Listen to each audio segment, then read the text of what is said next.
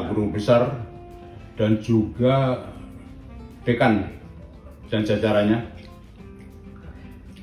para undangan, mitra-mitra dari Bank BRI, BNI, dan Bank Jateng, para orang tua wisudawan dan para wisudawan yang berbahagia. Assalamualaikum warahmatullahi wabarakatuh. Salam sejahtera untuk kita semua. Mengawali sambutan ini, seperti biasa, pertama-tama saya ingin mengajak Anda sekalian untuk tidak henti-hentinya memanjatkan puji syukur kepada Allah Subhanahu wa Ta'ala, karena hanya atas perkenannya kita bisa menghadiri acara wisuda USM ke-59 ini dalam rangkaian Disnatalis USM ke-33 walaupun secara virtual, mengingat belum meredanya pandemi COVID-19 yang luar biasa. Untuk tidak henti-hentinya memanjatkan puji syukur kepada Allah SWT, karena hanya atas perkenannya kita bisa menghadiri acara wisuda USM ke-59 ini dalam rangkaian Disnatalis USM yang ke-33 walaupun secara virtual, mengingat belum meredanya pandemi COVID-19 yang luar biasa. Acara wisuda kali ini berada dalam rangkaian Disnatalis ke-33 USM, suatu peristiwa penting yang menandai awal perjalanan kehidupan USM 33 tahun yang lalu, yang dimulai melalui berdirinya Politek Semarang dan kemudian menjadi USM pada tanggal 23 November 1993. Disnatalis harus dirayakan anniversary dengan penuh syukur dan kebahagiaan.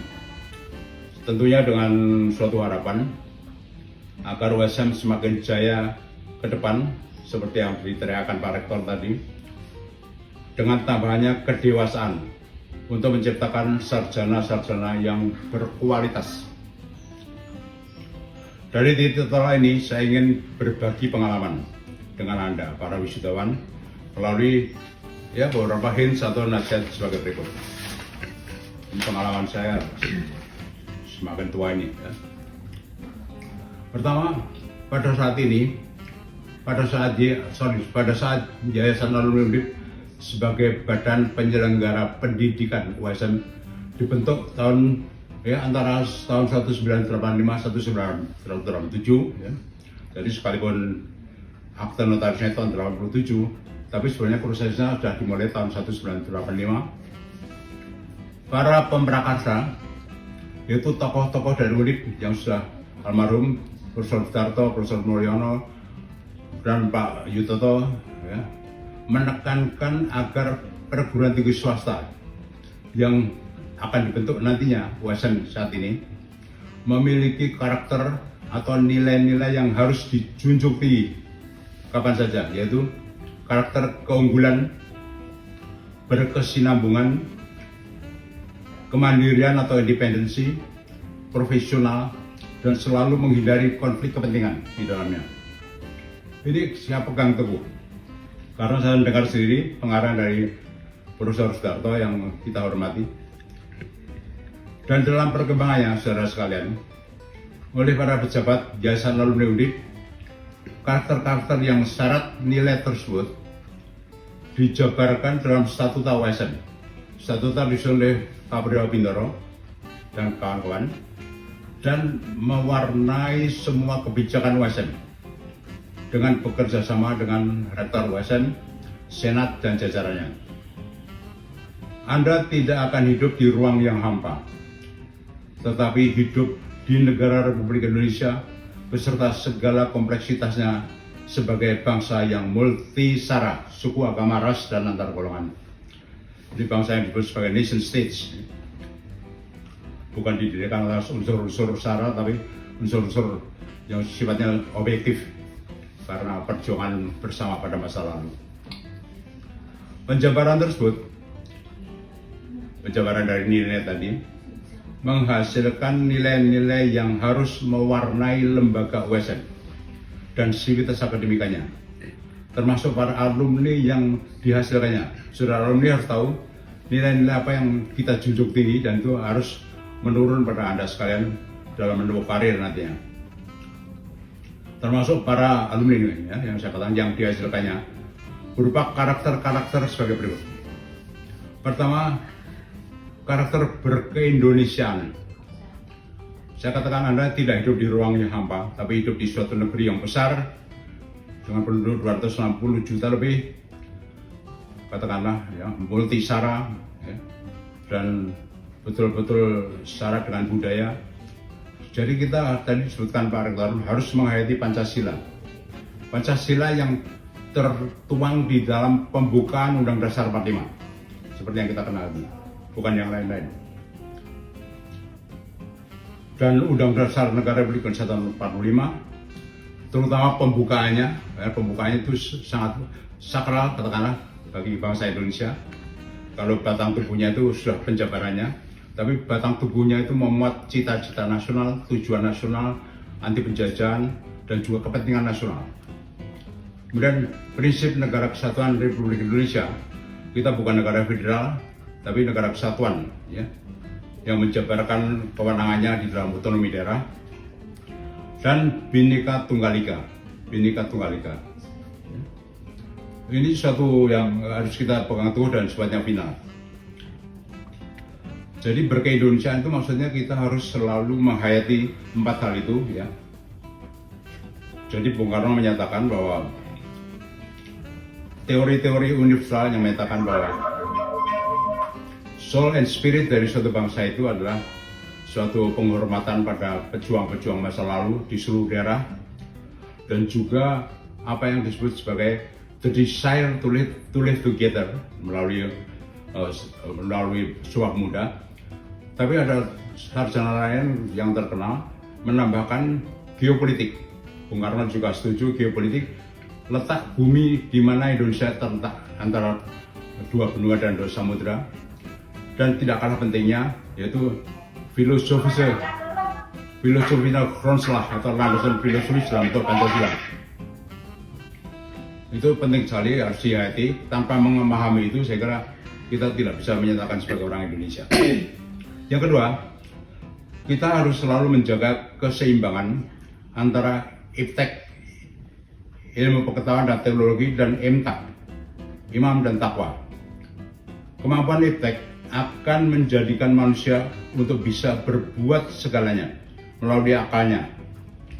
Dan kalau kita bicara imtak, suatu hal yang sangat penting, yaitu imtak kepada Allah SWT dapat mengendalikan seseorang untuk tidak berbuat negatif seenaknya karena memiliki kemampuan iptek tadi, sehingga bermanfaat untuk masyarakat, bangsa, dan negara. Jadi balance antara iptek dan imtak itu betul-betul harus saudara pegang teguh, ya, pengalaman hidup saya. Yang ketiga, kita harus selalu menjaga, tadi Pak Rektor sudah menyinggung, keseimbangan antara hard skill. Hard skill itu berupa kemampuan di bidang iptek, ya, harus kita kuasai, dan soft skill. Kalau kita bicara soft skill itu adalah berupa kemampuan untuk mengelola emosi dalam diri sehingga dapat bergaul dengan semua kalangan secara produktif. Ini yang dimaksud balance antara hard skill dan soft skill. Kemudian selanjutnya, kita harus berpikir sistemik. Berpikir sistemik itu mampu bekerja dalam suatu tim. Kita tidak bisa bekerja sendiri dalam suatu pergaulan, apalagi nanti sudah masuk di masyarakat. Kita harus menghormati teamwork atau bekerja dalam suatu tim, berorientasi pada tujuan tertentu yang jelas, ya. Tidak berpikir sepotong-sepotong, ya. Tidak boleh berpikir ad hoc atau sepotong-sepotong atau fragmentaris. Melihat segala sesuatu selalu bersifat komprehensif dan berkaitan satu dengan yang lain. Tidak ada suatu masalah politik, ekonomi, sosial, budaya, dan sebagainya dilihat sepotong-sepotong. Masalah COVID dilihat hanya dari segi kesehatan, tapi harus melihat dari sisi ekonomi, politik, dan sebagainya, dan hubungan internasional dan sebagainya. Jadi jangan sampai kita melihat sesuatu nantinya hanya sepotong-sepotong, tapi harus holism dan komprehensif. Bahwa segala sesuatu itu selalu bergandengan, berkaitan, bertautan dengan yang lain, serta di atas itu ada yang namanya kontrol mekanisme atau mekanisme pengendali dalam bentuk yaitu pemerintah yang dipilih secara demokratis. Kemudian kita harus berusaha memahami pendekatan multidisipliner, ya, disiplin yang bermacam-macam, ilmu pengetahuan, interdisipliner yang saling menunjang, dan lintas sektoral. Bahwa pemerintahan itu terdiri dari berbagai sektor yang banyak sekali, dan ilmu pengetahuan itu interdisipliner harus diperhatikan, begitu juga multidisipliner, karena suatu masalah sosial dalam pembangunan. Jadi kalau terjun Anda di departemen atau di lingkungan swasta pun, bahwa kita lihat semua masalah sosial dalam pembangunan itu sifatnya saintifik dan tidak mungkin dipecahkan dengan satu cabang ilmu pengetahuan monodisiplin seperti yang sudah pelajari, interdisipliner dan lintas sektoral. Karena suatu masalah sosial dalam pembangunan tidak mungkin dipecahkan dengan satu cabang ilmu pengetahuan monodisiplin seperti yang sudah belajar di fakultas. Nanti kalau sudah terjun di kantor, di masyarakat, di dalam pemerintahan, itu saling berinteraksi antara berbagai ilmu pengetahuan itu, dan kita tidak boleh punya pendekatan absolut bahwa kita yang paling benar. Saling bat-batan istilahnya, bahasa Jawanya. Ini tidak mudah. Apalagi kalau nanti sudah jadi pemimpin, pendekatan interdisipliner dan lintas sektoral itu menjadi sangat penting dalam memutuskan sesuatu. Selanjutnya, berusaha memahami keseimbangan antara hak asasi manusia dan tanggung jawab asasi manusia. Jadi kita seringkali hanya bicara hak saja, ya. Padahal di samping hak itu selalu ada tanggung jawab asasi. Hak asasi tidak bersifat mutlak. Jadi kalau orang gembar-gembor hak asasi itu tidak boleh bersifat mutlak. Tapi dalam hal tertentu dapat dibatasi dengan undang-undang atas dasar alasan ketertiban umum, keamanan nasional. Seperti sekarang COVID itu kita banyak dibatasi demi kepentingan umum dan keamanan, ya.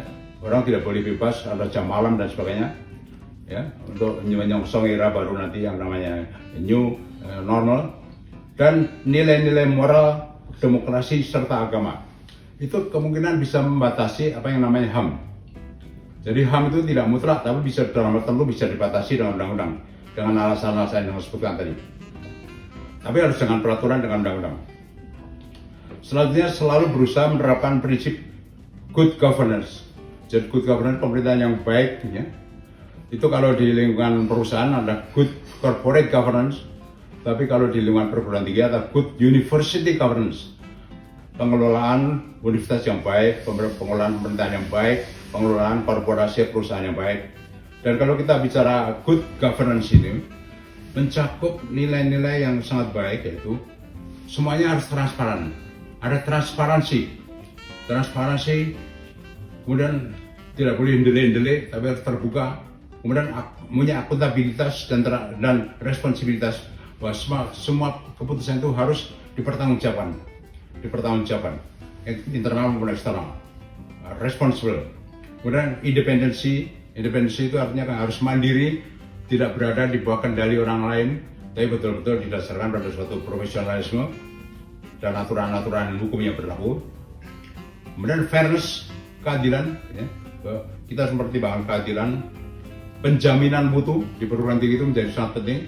Jadi penjaminan mutu dan relevansi, kemudian efektivitas dan efisiensi, dan perguruan tinggi menambahkan satu hal, yaitu nirlaba serta well organized. Well organized itu ada diorganisasikan dengan baik, katakan, tidak boleh acak-acakan.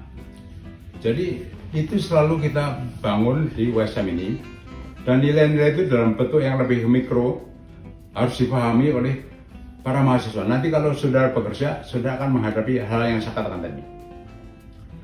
Karakter dan nilai-nilai tersebut harus juga menjiwai perilaku alumni, ya, alumni USM, karena kehidupan dan dunia kerja sangat kompleks.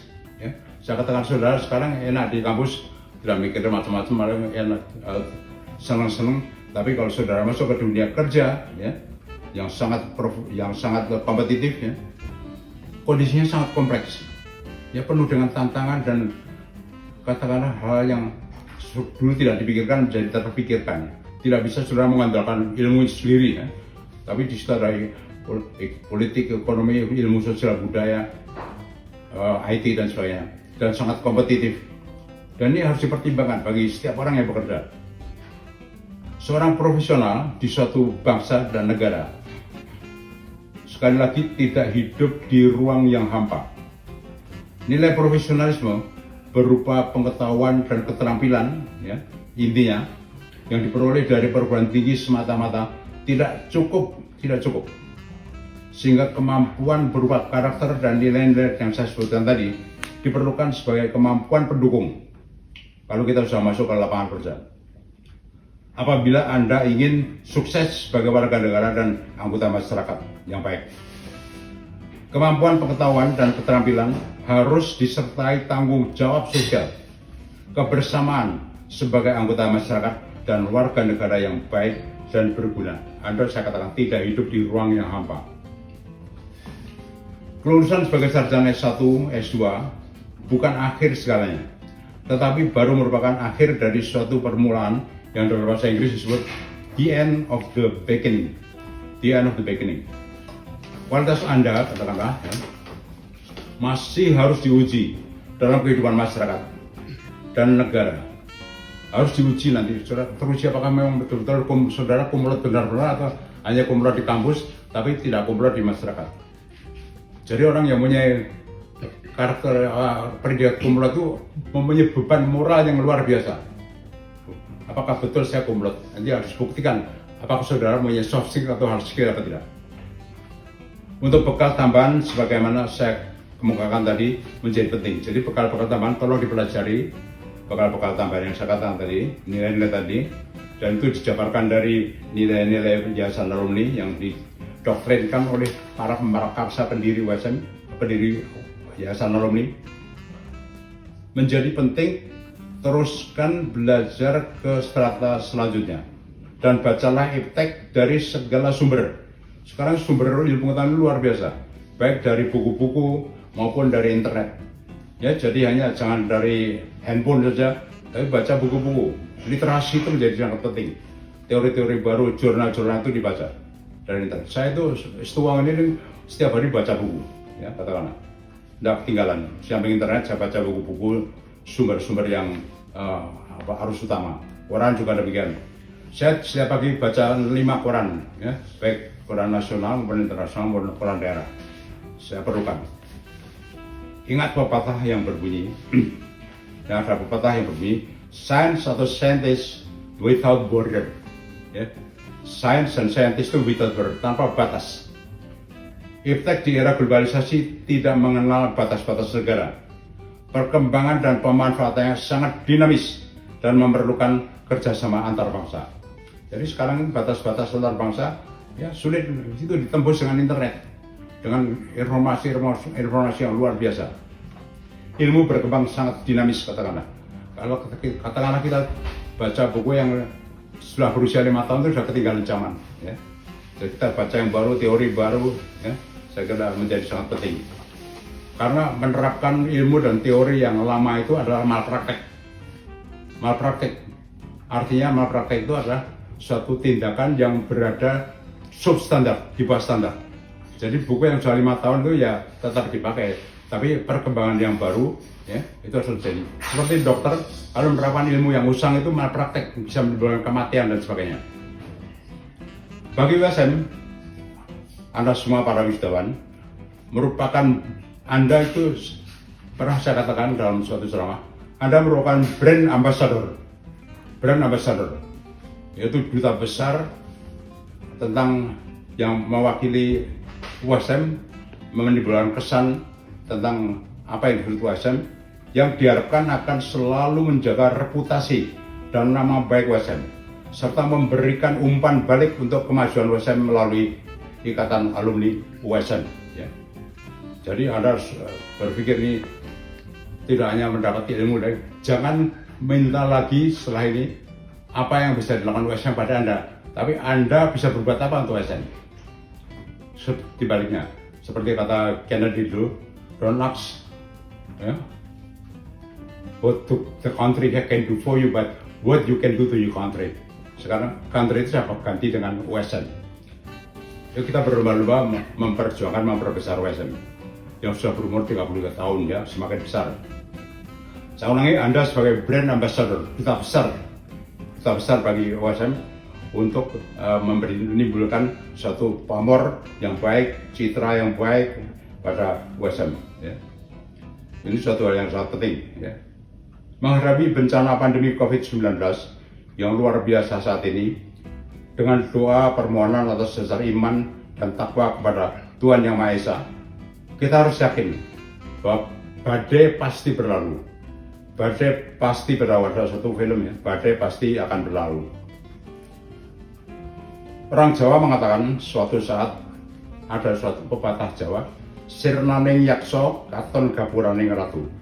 Jadi setelah kita bisa mengalahkan yakso itu buto itu artinya raksasa, akan kelihatan apa yang disebut pintu gerbang yang indah, katakanlah kerajaan yang indah. Sirnaning yakso katon gapuraning ratu, itu di dalam pewayangan begitu. Saya yakin. Dan kemarin saya cerita pada teman-teman yang halal bihalal alumni, ini saya ulangi lagi karena untuk pengetahuan. Dalam sejarah kemanusiaan, bangsa-bangsa di dunia tidak mungkin akan lupa pada pandemi Spanyol tahun 18. Pandemi Spanyol tahun 18. Jadi kalau sudah lihat channel Smithsonian, channel 366 dari televisi, ya. Kita dapat cerita tentang pandemi Spanyol tahun 18 setelah Perang Dunia Pertama yang menewaskan lebih dari 50 juta orang. 50 juta orang.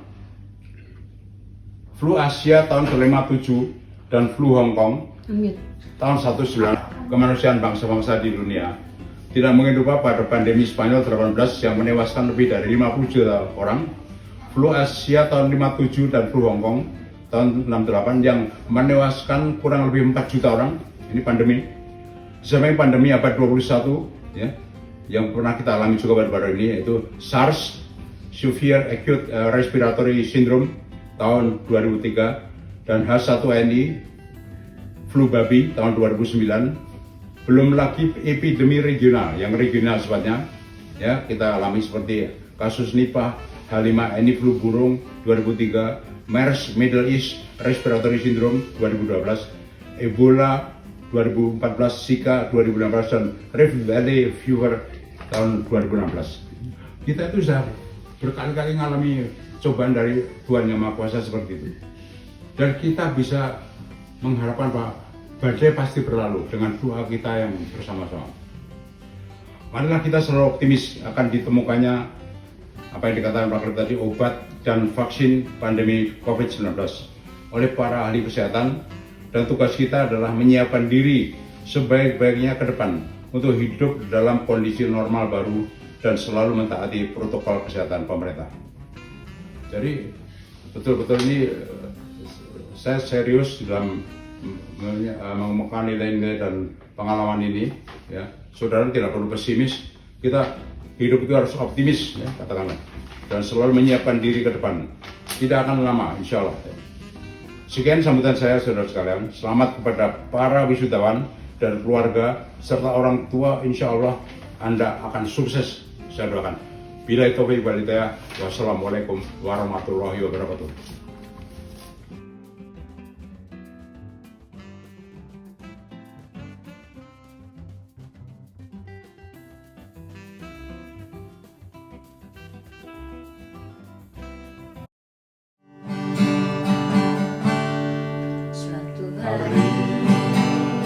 Dikala kita duduk di tepi pantai dan memandang ombak di lautan yang kian berapi, burung camar terbang bermain di derunya air. Suara alam ini hangatkan jiwa kita.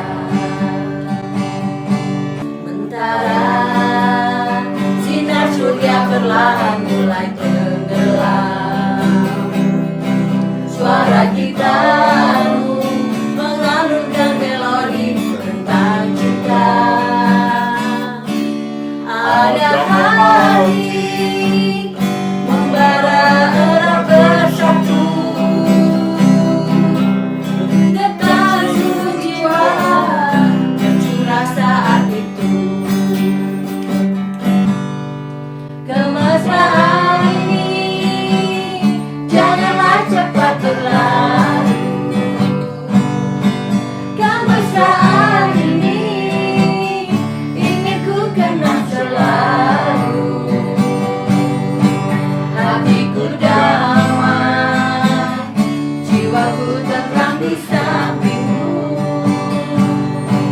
Hatiku damai, jiwaku tenang bersamamu. Sementara sinar surya perlahan mulai tenggelam, suara gitarmu mengalunkan melodi tentang cinta. Ada hati membara erat bersatu, getar seluruh jiwa tergerak saat itu. Kemesraan ini janganlah cepat berlalu. Kemesraan ini ingin ku tenang selalu. Hatiku damai, jiwaku tenang di sampingmu. Hatiku damai, jiwaku tenang bersamamu. Hatiku damai, jiwaku tenang bersamamu.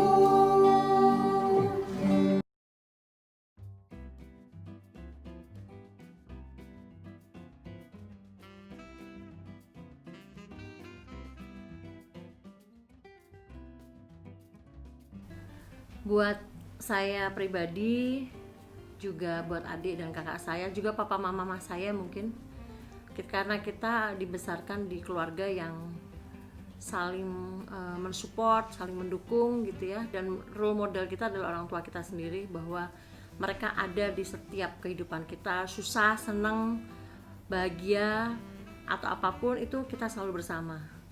Itulah yang namanya engagement yang tidak tergantikan. Ya, engagement di luar dan kehidupan sosial kita dengan teman-teman kita, tapi engagement dengan keluarga itu tetap harus kita lakukan. Bisa kita bayangkan sehebat-hebatnya kita mungkin di luar atau di kehidupan sosial, tapi pasti kita butuh support personal dari keluarga. Mereka ada di setiap kehidupan kita, sejak kita bangun sampai kita tidur lagi. Mereka adalah orang-orang yang selama ini ada di antara kita. Jadi kenapa lagu Kemesraan ini kita ambil buat tema lagu sore hari ini, lebih kepada itulah rasa kita. Sebetulnya kemesraan tuh nggak mesti harus berdua-duaan terus, harus kumpul terus gitu ya, tapi personal sifatnya, dan kita masing-masing merasa bahwa kita adalah keluarga yang tidak boleh saling menjatuhkan, yang harus lebih kompak. Kemudian keluarga itu adalah orang yang saling mensupport pada saat kita susah, semua harus merasakan susah. Bahagia juga kita saling mensyukuri bersama. Jadi pesan saya, selama masih memiliki keluarga, yaitu bersyukurlah, jangan sampai ada penyesalan di kemudian hari. Jangan pernah jauh dari keluarga, anak ke ibu, ibu ke orang tua, istri ke suami, dan demikian sebaliknya, bahwa tidak ada yang sempurna, tapi itulah support yang harus kita lakukan. Bagaimana peran keluarga buat Anda? Ya, itu monggo saja karena itu sangat personal. Terima kasih.